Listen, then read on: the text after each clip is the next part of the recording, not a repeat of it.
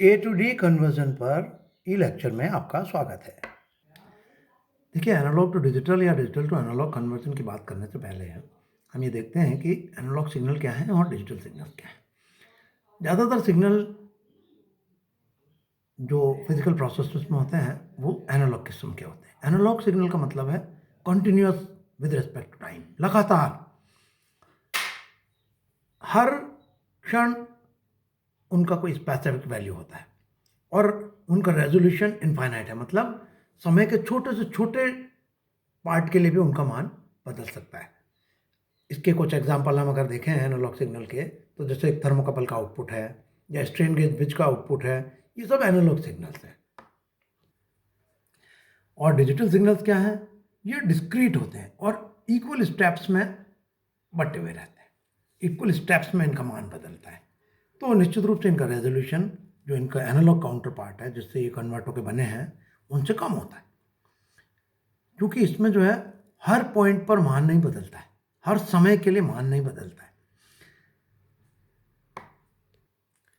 अब देखिए, analogue to digital conversion के जो मेन बिंदु हैं, जो मेन टॉपिक्स है, वो क्या है? एक तो है रेजोल्यूशन एंड क्वांटाइजेशन, एक हम पढ़ेंगे अपर्चर टाइम के बारे में और एक हम पढ़ेंगे सैम्पलिंग के बारे में। अब देखिए, जो पहली चीज़ है रेजोल्यूशन एंड क्वांटाइजेशन, तो जो ओरिजिनल एनालॉग सिग्नल होता है उसका तो इनफाइनाइट रेजोल्यूशन है, जैसा हमने पहले भी कहा कि छोटे से छोटे समय के लिए भी उसके मान में अगर कोई परिवर्तन आ रहा है तो वो रिकॉर्डेड है। अब जब उसको डिजिटली रिप्रेजेंट करेंगे उस सिग्नल को, तो निश्चित रूप से उसका रेजोल्यूशन जो है कम होगा, क्योंकि डिजिटल क्वांटिटी जो है वो स्टेप्स में होगी। अब एक एनालॉग सिग्नल को डिजिटल सिग्नल में कन्वर्ट करने के लिए जो पहला काम है वो है क्वांटाइज करना, टुकड़ों में तोड़ना। क्वांटा मतलब चंक्स, उसको चॉप किया जाता है छोटे छोटे इक्वल साइजेस के टुकड़ों में। यहाँ आप देख सकते हैं, देखिए ये एक full scale range of analog inputs है, तो ये यहाँ से यहाँ तक इसका मान बदल रहा है। इन सारे मानों के लिए जो ये देखिए जो ब्रैकेट से दिखाए गए हैं, इन सब मानों के लिए एक ही डिजिटल वैल्यू आएगी, फिर उसके बाद वाले जो मान हैं उनके लिए फिर दूसरी आएगी। तो इस पूरी इनपुट रेंज को हमने 8 मानों में बदल दिया। तो इस एक input range in analog signal के लिए सिर्फ 8 ही डिजिटल आउटपुट्स हैं। इसमें 3 बिट से, चूंकि 8 तक की 0 से 7 तक की संख्याओं को 000 से 111 तक रिप्रेजेंट करते हैं हम डिजिटली बाइनरी रूप में, तो इसको 3 बिट का एक एडी कन्वर्जन हो गया है। तो जो रेजोल्यूशन होगा अब आउटपुट का वो होगा 1/2n, जहाँ n नंबर ऑफ बिट्स है। अब क्योंकि यहाँ 3 बिट का हमने कन्वर्टर बना दिया इसको, तो 1/8 रेजोल्यूशन हो गया। तो वो आप देख पा रहे हैं कि 8 हिस्सों में बांटा है, तो 1/8 रेजोल्यूशन, जाहिर सी बात है। इसी को हम दूसरे तरीके से देखें, नीचे देखिए अभी आप, ये जो ग्राफ है देखिए, ये आउटपुट कोड्स हैं 000 से 111 तक डिजिटल में, जो 0 से 7 तक को रिप्रेजेंट कर रहे हैं। और नीचे जो है हमने ये एनालॉग डिसीजन लेवल्स लिए हुए। अब देखिए ये सिग्नल्स हैं, 0.5 जो वैल्यू है सिग्नल की, उसके लिए हमने 001 पहला नंबर ले लिया आउटपुट में। मतलब 0.5 से अगर कम है मान तो उसको हम छोड़ देंगे, उसको हम नहीं लेंगे। 0.5 से लेके 1.5 तक यही मान रहेगा। 1.5 पे अब चेंज हो गया और वो हो गया 010, जिसको आप अगर डेसिमल नंबर्स में कहेंगे तो वो 2 हो गया। ऐसे ये एक एक वोल्ट के डिफरेंस पे इनके क्वांटाइजेशन हो गया। ये जो है ये एक क्वांटा है। अब देखिए, जब हम एक रेंज को एक नंबर से रिप्रेजेंट करते हैं तो निश्चित रूप से एक एरर आती है।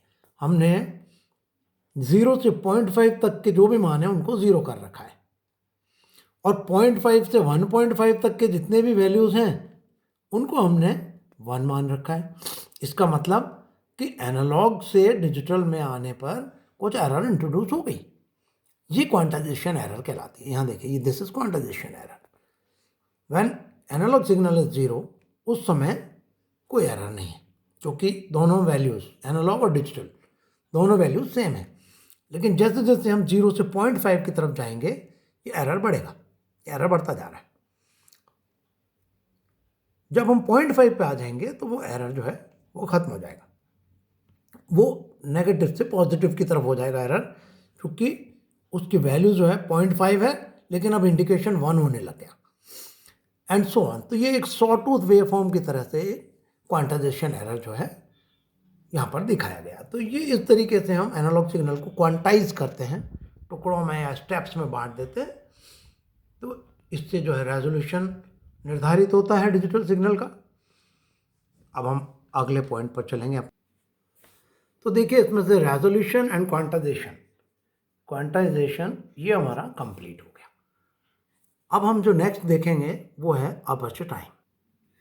अब देखिए अपर्चर टाइम कुछ नहीं है, कुछ खास बात नहीं है कि जब हम क्वांटाइजेशन करते हैं, कोडिंग करते हैं एनालॉग सिग्नल की डिजिटल के लिए, तो एक अपर्चर टाइम होता है। मतलब कि एनालॉग सिग्नल का जो सैंपल लिया जाएगा वो कितनी देर लिया जाए। तो aperture time is a very small time during which a very rapid sample of signal is taken. तो बस उतनी जितनी देर के लिए वो सैंपल लिया जाता है वो अपर्चर टाइम कहलाता है। अब ये बात हो गई अपर्चर टाइम की, तो ये भी कवर हो गया आपका। अब तीसरी जो चीज़ है वो है सैम्पलिंग करते हैं।